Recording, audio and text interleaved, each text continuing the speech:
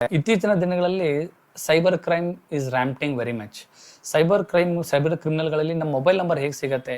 ನೀವು ಯಾವುದೋ ರೀತಿಯಾಗಿರ್ತಕ್ಕಂಥ ಒಂದು ಬಟ್ಟೆ ಖರೀದಿ ಮಾಡಿರ್ತೀರಾ, ಮೆಡಿಸಿನ್ ಖರೀದಿ ಮಾಡಿರ್ತೀರಾ, ಯಾವುದೋ ಒಂದು ಕಡೆ ಟ್ರಾವೆಲ್ ಮಾಡಿರ್ತೀರಾ, ನೀವು ಫೇಸ್ಬುಕ್ಕು, ಇನ್ಸ್ಟಾಗ್ರಾಮ್, ಸೋಷಿಯಲ್ ಮೀಡಿಯಾಗಳನ್ನು ಓಪನ್ ಮಾಡಿದ ತಕ್ಷಣನೇ ನಿಮ್ಗೆ ಏನು ಕಾಣಿಸುತ್ತೆ ಅಂದರೆ ಅದೇ ನಿಮ್ಮ ಪ್ರಿಫರೆನ್ಸಸ್ ಬರುತ್ತೆ.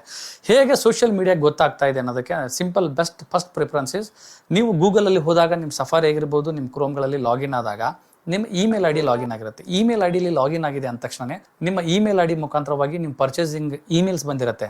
ಹಾಗೂ ನಿಮ್ಮ ಗೂಗಲ್ ಮುಖಾಂತರವಾಗಿ ಗೂಗಲ್ ಕಾಂಟ್ಯಾಕ್ಟ್ಸ್ ಕೂಡ ಸೇವ್ ಆಗಿರುತ್ತೆ. ಗೂಗಲ್ ಕಾಂಟ್ಯಾಕ್ಟಲ್ಲಿ ಸೇವ್ ಆಗಿರ್ತಕ್ಕಂಥ ನಿಮ್ಮ ಎಲ್ಲ ಮೊಬೈಲ್ನಲ್ಲಿ ಇರ್ತಕ್ಕಂಥ ಗೂಗಲ್ ಕಾಂಟ್ಯಾಕ್ಟ್ಗಳು ಕೂಡ ಸೈಬರ್ ಕ್ರಿಮಿನಲ್ ಇರುತ್ತೆ. ನೀವು ತೆಗೆದುಕೊಂಡಿರ್ತಕ್ಕಂಥ ಒಂದೊಂದು ಫೋಟೋಸ್ ಇರುತ್ತೆ, ನೀವು ಗೂಗಲ್ ಡ್ರೈವಲ್ಲಿ ಅಪ್ಲೋಡ್ ಮಾಡಿರ್ತಾರೆ. ಇದು ನಿಮ್ಮ ಖಾಸಗಿತನಕ್ಕೂ ಹಾಗೂ ನಿಮ್ಮ ಗೌರವಕ್ಕೂ ಕೂಡ ಧಕ್ಕೆ ಆಗಬಹುದು. ಹಾಗೂ ನೀವು ಮತ್ತೊಂದು ಸ್ಥಳಗಳಿಗೆ ವಿಸಿಟ್ ಮಾಡಿರ್ತೀರಾ, ಅದರಲ್ಲಿ ಗೂಗಲ್ ಮ್ಯಾಪ್ ಕೂಡ ಲಾಗಿನ್ ಆಗಿರುತ್ತೆ. ಸೊ ಗೂಗಲ್ ಮ್ಯಾಪ್ ಮುಖಾಂತರ ನೀವು ಎಲ್ಲಿ ಪ್ರಯಾಣ ಮಾಡ್ತಿದ್ದೀರ ಅನ್ನೋದು ಕೂಡ ಸಿಗುತ್ತೆ. ನೀವು ಪರ್ಚೇಸ್ ಮಾಡಿದಾಗ ನಿಮ್ಮ ಫೋನ್ ಪೇ, ಗೂಗಲ್ ಪೇ, ಪೇಟಿಎಂಗಳಲ್ಲೂ ಕೂಡ ನಿಮ್ಮ ಇಮೇಲ್ ಐ ಡಿ ಲಾಗಿನ್ ಆಗಿರುತ್ತದೆ. ಸೊ ಅದರ ಮುಖಾಂತರವಾಗಿ ಅವರಿಗೆ ಸೈಬರ್ ಕ್ರಿಮಿನಲ್ಗಳಿಗೆ ನೀವು ಯಾವ ರೀತಿಯಾಗಿರ್ತಕ್ಕಂಥ ವಸ್ತುಗಳನ್ನು ಖರೀದಿ ಮಾಡುತ್ತಿದ್ದೀರಿ ಅನ್ನೋದು ಕೂಡ ಗೊತ್ತಾಗುತ್ತೆ. ಅದರಿಂದ ಮಾನ್ಯ ಸ್ನೇಹಿತರಲ್ಲಿ ನಾನು ತಮ್ಮ ಎಲ್ಲ ಸ್ನೇಹಿತವರ್ಗ ಹೇಳೋದಂದ್ರೆ ಇಷ್ಟೇ. ಸೊ ಯಾವುದೇ ಕಾರಣಕ್ಕೂ ಕೂಡ ನಿಮ್ಮ ಮೊಬೈಲ್ ನಂಬರ್ನ ಶಾಪಿಂಗ್ ಮಾಲ್ಗಳಲ್ಲಿ ಹೋದಾಗ ನೀವು ಮೊಬೈಲ್ ನಂಬರ್ಗಳನ್ನು ಕೊಡಬೇಡಿ. ಸೊ ಇದು ನಿಮ್ಮ ಖಾಸಗಿತನಕ್ಕೆ ಧಕ್ಕೆ ಆಗುತ್ತದೆ ಹಾಗೂ ಇದು ಸೈಬರ್ ಕ್ರಿಮಿನಲ್ಗಳಿಗೆ ಆಹಾರವಾಗುತ್ತದೆ. ಅದೇ ರೀತಿಯಾಗಿರ್ತಕ್ಕಂಥ ನಿಮ್ಮ ಇಮೇಲ್ ಐ ಡಿನೂ ಕೂಡ ನೀವು ಗೂಗಲ್ ಕ್ರೋಮ್, ಸಫಾರಿ ಬ್ರೌಸರ್ಗಳಲ್ಲಿ ಲಾಗಿನ್ ಆಗಿರಬೇಡಿ.